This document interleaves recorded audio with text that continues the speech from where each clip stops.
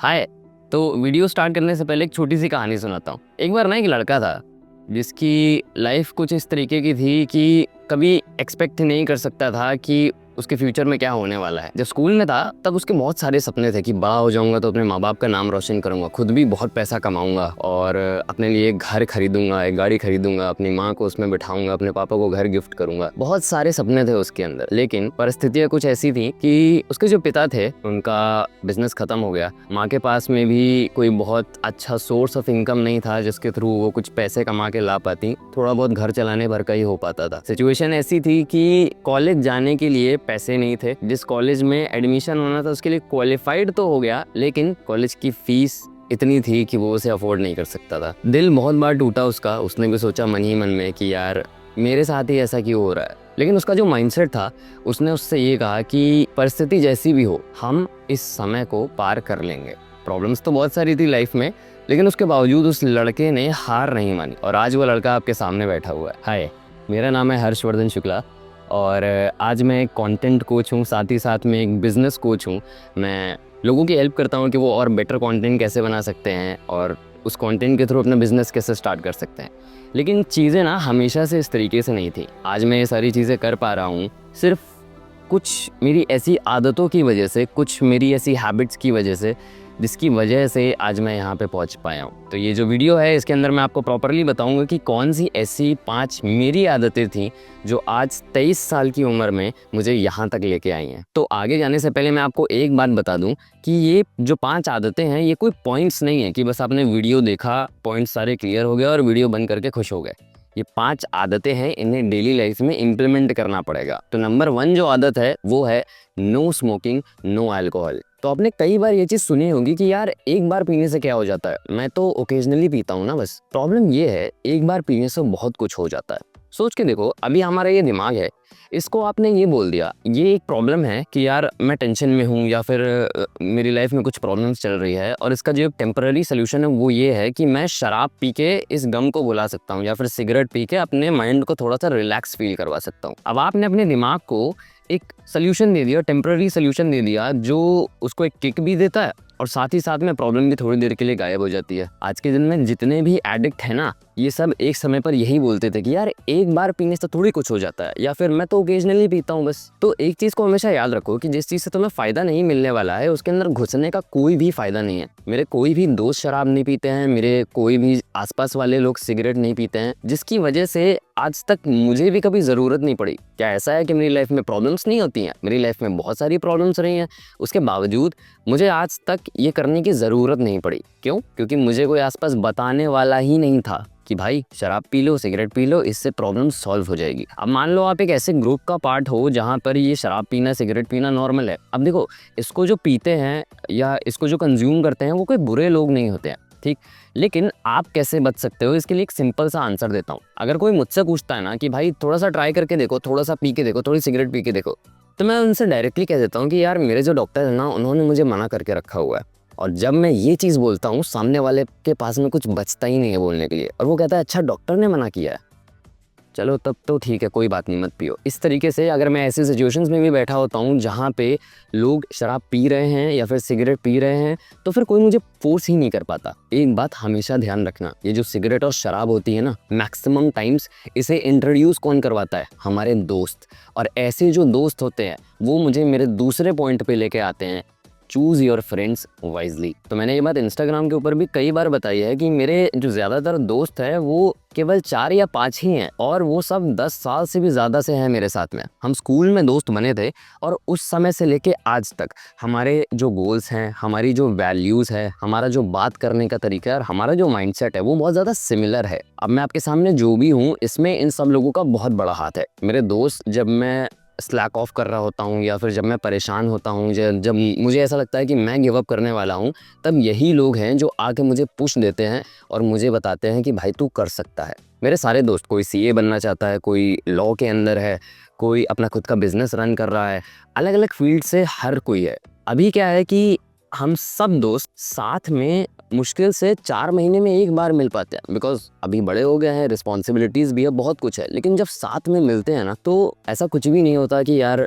अरे तू तो मुझसे मिला नहीं इतने समय से, अरे तेरे पास में तो टाइम नहीं होता। हम सब बिजी हैं अपने लाइफ में। अपने आसपास ऐसे लोगों को रखो जो गोल्स की तरफ काम करना चाहते हैं, जिनका लाइफ में कोई लक्ष्य है, जो लाइफ में कुछ करना चाहते हैं।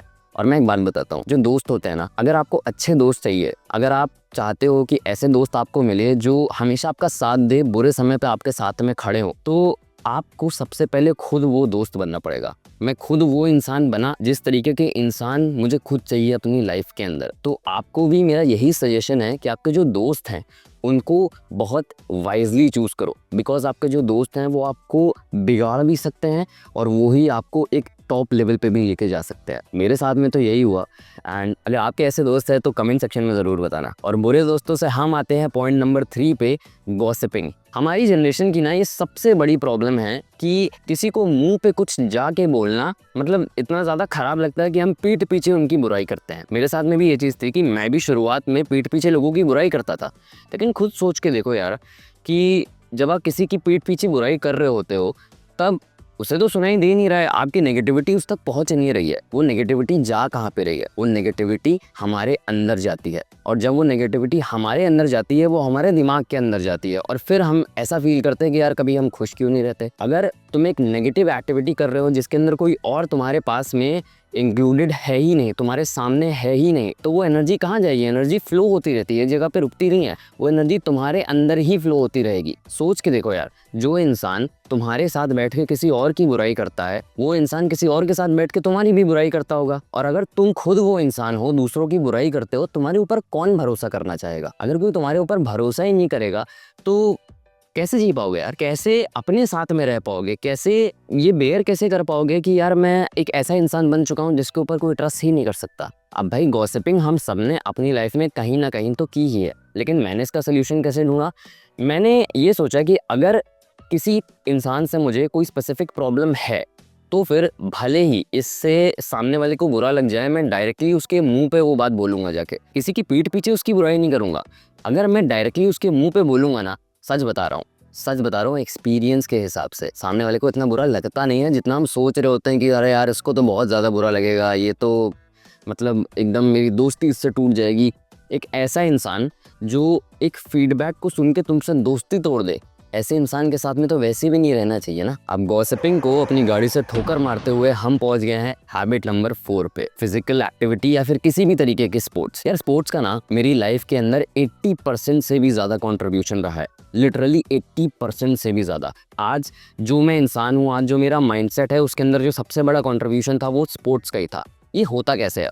अभी समझो कि कोई भी कॉम्पिटिटिव स्पोर्ट्स अगर हम ले लें, जो फुटबॉल हो गया, क्रिकेट हो गया, टेबल टेनिस हो गया, या फिर स्विमिंग हो गया, कुछ भी हो जाए यार, ये जो स्पोर्ट्स है ना, इनके अंदर आप कंटिन्यूअसली फेल होते रहते हो और थोड़ी थोड़ी आपको सक्सेस भी इसके अंदर मिलती रहती है। तो अगर मैं स्पोर्ट्स एंड किसी भी तरीके की फिजिकल एक्टिविटी से आपको बताओ क्या बेनिफिट मिल सकता है, तो मैं 3 पॉइंट्स, जो बेसिक 3 पॉइंट्स है वो आपको सिंपली अभी बता सकता हूँ। नंबर 1, आपका एक नेवर गिव अप एटीट्यूड बन जाएगा। जब बार बार आप किसी भी स्पोर्ट के अंदर हार रहे होते हो ना, तो फिर आपके अंदर एक फीलिंग आती है कि मैं उठूं और मैं दोबारा से मेहनत करूं और जीत के दिखाऊं। तो ये एक नेवर गिव अप वाला जो एटीट्यूड है ना, ये किसी भी तरीके के कॉर्पोरेट में, या आप कॉम्पिटिटिव एग्जाम की तैयारी कर रहे हो, या फिर आप अपना खुद का बिजनेस चला रहे हो, वहाँ पे बहुत ज़्यादा काम आता है। नंबर 2 पे जो चीज़ जो मुझे सबसे ज़्यादा इंपॉर्टेंट लगती है, कॉम्पिटिटिव माइंडसेट बन जाता है आपका। मतलब आपको ना लोगों से कम्पीट करने में बहुत अच्छा महसूस होता है और उनसे सीखने में बहुत अच्छा महसूस होता है आपको, क्योंकि स्पोर्ट्स एक ऐसी चीज़ है, अगर ऑब्जर्व नहीं करोगे, सीखोगे नहीं, तो फिर आगे नहीं बढ़ पाओगे यार। तो क्या होता है ना कि लर्निंग माइंडसेट बन जाता है आपका। एंड नंबर 3 पे स्पोर्ट्स आपको हम्बल बना देता है। आप ना कई बार हारोगे और बहुत कम बार जीतोगे, जिसकी वजह से आपको ये समझ में आ जाता है कि यार मैं कितना भी बड़ा हो जाऊँ ना कोई मुझे उठा के पटक देगा के, कोई ना कोई मुझे हरा देगा के, और जिसकी वजह से आपका एक हम्बल माइंडसेट बन जाता है। आप ना जब तक हम्बल नहीं हो, किसी भी चीज़ को अब्जॉर्ब नहीं कर सकते। अगर ईगो आ गया ना अंदर, अरे मैं तो कुछ भी कर सकता हूँ, मैं तो एकदम दुनिया भेदा हूँ, बहुत बढ़िया आदमी हूँ मैं, तो यहाँ पे ना एक ब्लॉक बन जाता है दिमाग के अंदर, जो कोई भी अच्छी चीज़ आपके अंदर आने नहीं देता। तो स्पोर्ट्स एंड फिजिकल एक्टिविटी अपनी लाइफ के अंदर ज़रूर इनकलकेट करो। बिकॉज क्या होता है, जब हम स्कूल में हैं तब हमारे दिमाग में होता है अरे पढ़ाई कर लेते हैं, एग्जाम है, अभी क्या ही करेंगे खेल के, थोड़ा बड़े हो जाए। कॉलेज में आते हैं यार असाइनमेंट करने हैं, असाइनमेंट पहले कर लूँ, बाद में देखा जाएगा, क्या ही खेलेंगे। उसके बाद में जब आप जॉब करना स्टार्ट कर देते हो, अरे यार मुझे यहाँ पे अच्छा परफॉर्म करना है, इससे अच्छी सैलरी मुझे मिल रही है और फिजिकल एक्टिविटी के लिए किसके पास ही टाइम है। ऐसे करते करते जब बूढ़े हो जाते हो ना, 60 साल के हो जाते हो और सारी बीमारी आपको घेर चुकी होती हैं, तब आपके दिमाग में आता है चलो अब थोड़ी फिजिकल एक्टिविटी स्टार्ट कर देता हूँ। बिल्कुल प्रैक्टिकल नहीं है भाई, ये दिमाग ना बहुत तेज़ी से काम करता है, मेरा तो बहुत करता है। तो इस वजह से फिजिकल एक्टिविटी, स्पोर्ट्स कुछ ना कुछ ज़रूर चुनो, डेली बेसिस पे 1-2 घंटा इसको ज़रूर दो। अब हम आते हैं हमारी फाइनल हैबिट पे जिसने मुझे पैसा कमाना सिखाया, लोगों के साथ में एक नेटवर्क बनाना सिखाया। Number 5, invest in your skills. देखो जब मैं पास आउट हुआ था ना, तब मेरे पास में कोई भी स्किल्स नहीं थी और जब मैं जॉब लेने गया तब वहाँ पे भी वो कहते थे यार या तो डिग्री लेके आओ या फिर मुझे बताओ तुम्हें आता क्या है। और मुझे तो लिटरली कुछ भी नहीं आता था यार, डिग्री भी नहीं थी मेरे पास में। तो मैंने क्या किया कि मैंने सोचा कि यार मेरे पास में तो कुछ है ही नहीं, तो मैं करूँ क्या। मैंने उनसे बोला कि मुझे तो कोई स्किल नहीं आती। उन्होंने बोला ठीक है आप हमारे यहाँ पे काम कर लो, और उन्होंने मुझे बहुत मीनियल सी बहुत कम सैलरी दी। एंड किस्मत मेरी ये अच्छी थी कि वहाँ पे सेल्स का काम था। अब सेल्स आज के दिन में एक ऐसी स्किल है कि कहते हैं अगर आपको सेल्स करनी आती है ना, तो एक अच्छे सेल्समैन को अगर रेगिस्तान में छोड़ दो तो वो वहाँ की रेत बेच के पैसे कमा लेगा। तो जो सेल्स की स्किल होती है ना, ये मेरे लिए सबसे ज़्यादा काम आई। मैंने सेल्स की जॉब करी, टेली सेल्स कॉलिंग होती है और फिजिकल लोगों से मिल के जो सेल्स होती है उसको मैंने सीखा। मैंने तो प्रैक्टिकली ज़्यादा सीखा और मैंने कई सारे कोर्सेज भी परचेज़ किए जिसके अंदर मैंने सेल्स के बारे में, सेल्स की स्किल्स के बारे में बहुत कुछ सीखा। अब सेल्स की वजह से मुझे कम्युनिकेशन आ गई, तो फिर मैंने आगे और फ्रीलांस काम किया। जब और फ्रीलांस काम किया मुझे और ज़्यादा वहाँ पे मेरिट मिला, जिसके बेसिस पे आज अगर मेरे इंस्टाग्राम के ऊपर भी करीबन अगर 1,60,000 से भी ज़्यादा फॉलोअर्स है ना, तो फिर वहाँ पर इसी वजह से है बिकॉज लोगों को मेरे बोलने का तरीका अच्छा लगता है। ये बिल्कुल भी ना हो पाता अगर मैंने अपनी स्किल्स के ऊपर काम नहीं किया होता। तो अगर अपनी स्किल्स के ऊपर काम करना है तो क्या करना पड़ेगा। देखो फ्री में चीज़ों को सीखना चाहते हो तो यूट्यूब के ऊपर लिटरली हर एक चीज़ है।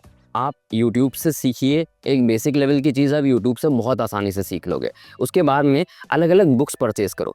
मैं आपको बताऊं क्या होता है ना, आजकल ये जो कोर्स की किताबें होती हैं, आपका मैथ्स हो गया, इंग्लिश हो गया, या कोई भी स्कूल में किताबें होती हैं, 1000 1500 2 हज़ार रुपये की किताबें आ रही हैं। लेकिन रोड पे जाओगे ना, वहाँ पे आपको 200 रुपये में ऐसे लोगों का पूरा जीवन का एक सार मिल जाता है ना, उनकी पूरी नॉलेज का सार मिल जाता है कि आप वहाँ पे जो बुक्स है ना उनको अगर खरीद लो, लिटरली उनको पढ़ोगे ना, इतना कुछ आपको सीखने का मौका मिलेगा, मार्केट में अनस्टॉपेबल हो जाओगे। अभी ये तो हो गया कि आपने बुक्स पढ़ ली और आपने यूट्यूब से भी सीख लिया। इसके बाद में इवेंट्स में जाओ, फिजिकल इवेंट्स के अंदर जाओ, वहाँ पे लोगों से मिलो और वहाँ पर आपको कई सारे ऐसे लोग मिल जाएंगे जो आपका मेंटर बन सकते हैं। बिकॉज लाइफ में हर एक इंसान को मेंटर की बहुत ज़रूरत होती है। लाइफ के हर एक पड़ाव पे मेरे पास में एक मेंटर रहा, बिकॉज मैं इतने लोगों से मिलता हूँ, इतने सारे लोगों से आज तक मैं मिल चुका हूँ कि मुझे कोई ना कोई ऐसा इंसान मिल ही जाता है जो मुझे मेंटरशिप देने के लिए रेडी है। जब हम ऐसे नेटवर्किंग इवेंट्स में जाते हैं ना, तो हमें वहाँ पे अलग अलग तरीके के लोग मिलते हैं, अलग अलग रंग रूप के लोग मिलते हैं जिन्होंने अपनी लाइफ के अंदर बहुत कुछ उखाड़ा होता है। और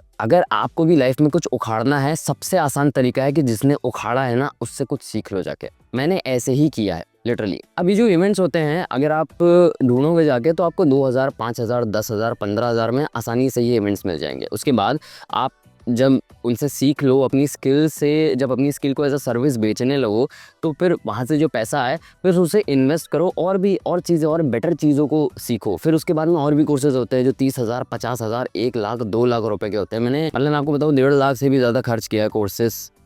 और मतलब एक कोर्स की बात कर रहा हूँ मैं आपसे कि एक कोर्स के ऊपर 1.5 लाख रुपए देना, आप खुद सोच के देखो कैसे दे पाया मैं। क्योंकि अपनी स्किल्स के ऊपर काम किया, उससे पैसे कमाए और उससे मैंने और ज़्यादा सीखा। जितना सीखोगे, जितना अपने इस दिमाग को फीड करोगे ना, उतना ही ज़्यादा पैसे कमाने के चांसेस भी बढ़ जाएंगे और उतनी ही ज़्यादा आपके लाइफ के अंदर ग्रो होने के चांसेस बढ़ जाएंगे। तो ये थी मेरी वो 5 हैबिट्स जिन्होंने आज मुझे जिस तरीके का इंसान मैं हूँ वो बनाया है। तो आई होप ये आपके बहुत काम आई होंगी। कमेंट सेक्शन में मुझे ज़रूर बताना कि इन 5 में से कौन कौन सी हैबिट्स आपकी लाइफ में ऑलरेडी इंप्लीमेंटेड है और कौन सी ऐसी हैबिट्स है जिसके ऊपर आप जाके सबसे ज़्यादा काम करोगे। तो वीडियो को लाइक करके चैनल को सब्सक्राइब ज़रूर कर लेना। और जाने से पहले बस एक बात कहूँगा, तुम मेहनत करते रहो, तुम्हारा भाई तुम्हारे साथ में खड़ा है।